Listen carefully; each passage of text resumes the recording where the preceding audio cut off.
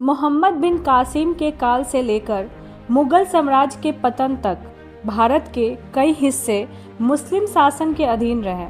इस दौरान हुए हिंदुओं के निर्मम हत्याओं पर विल ड्यूरेंट ने भारत पर मुस्लिम विजय को संभवतः इतिहास की सबसे रक्त रंजित कहानी कहा है। अब आते हैं असली कहानी पर। यह कहानी गवाह है कि किस प्रकार एक जगह जहां लाखों हिंदुओं को मारकर उस जगह का नामकरण कर दिया गया। नाम दिया गया हिंदू कुश। हिंदू कुश पर्वत विश्व की जनसंख्या का मध्य बिंदु माना जाता है। यह वही पर्वत श्रृंखला है जहां कई ऋषि मुनियों के आश्रम बने हुए थे। बता दें कि पामीर का पठार, तिब्बत का पठार और भारत में मालवा का पठार धरती पर रहने लायक सबसे ऊंचे पठार माने जाते हैं। सम्राट अशोक से लेकर कनिष्क तक के शासनकाल तक इसे हिंदू केश कहते थे, क्योंकि यहाँ भारत की सीमा का अंत होता था। केस का अर्थ होता है अंत। सन 1333 ईस्वी में इब्न बतूता ने एक पुस्तक लिखा जिसमें एक पहाड़ और उससे जुड़ी एक सच को लिखा, जिसे कई सालों तक छिपाया गया था। एक पहाड़ जहां हिंदुओं की लाशों को दफन कर रखा था। नाम हिंदू कुश पर्वत। हिंदू कुश जिसका मतलब मारने वाले जगह से है। कभी भारत की सीमा का विस्तार वाले इस जगह को हिंदुओं का स्वर्ण स्थल कहा जाता था, मगर अरबों तुर्कों के कब्जे के बाद हिंदुओं को गुलाम बनाकर इसी पर्वत से ले जाया जाता था और इस पर्वत से गुजरने के दौरान ज़्यादा ठंड लगने से हिंदू यहाँ दम तोड़ देते थे।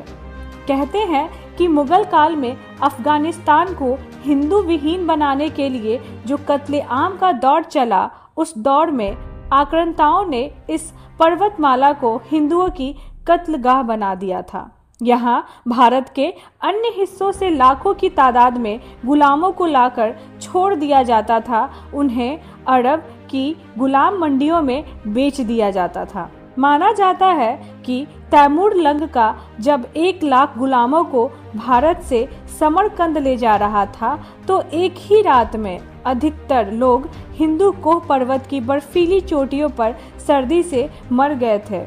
इस घटना के बाद इस पर्वत का नाम पहले हिंदू कुशी और फिर हिंदू कुश रख दिया गया।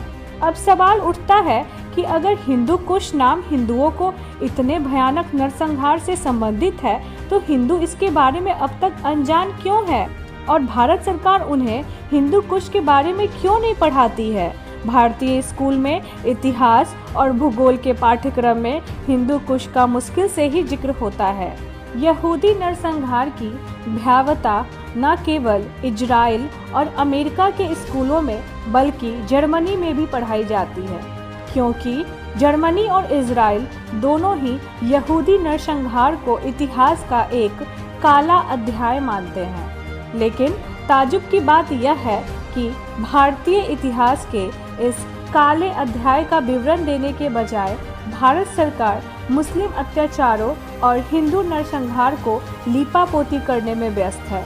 1982 में राष्ट्रीय शैक्षणिक अनुसंधान और प्रशिक्षण परिषद ने स्कूली पाठ्यपुस्तकों के पूर्ण लेखन के लिए एक निर्देश जारी किया।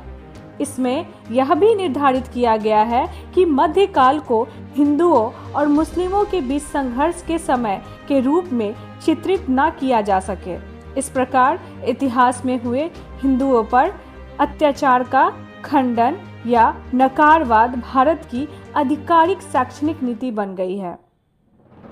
अक्सर सरकारी इतिहासकार हिंदू कुश जैसे सवालों को नज़रअंदाज कर देते हैं। उनका तर्क है कि ब्रिटिश संस्करण उनकी फूट डालो और राज करो की नीति का परिणाम है, इसलिए उनका संस्करण जरूरी नहीं है कि सच हो। अगर यह नाम वाकई गलत था तो अफगानों को ऐसे बर्बर नाम का विरोध करना चाहिए था।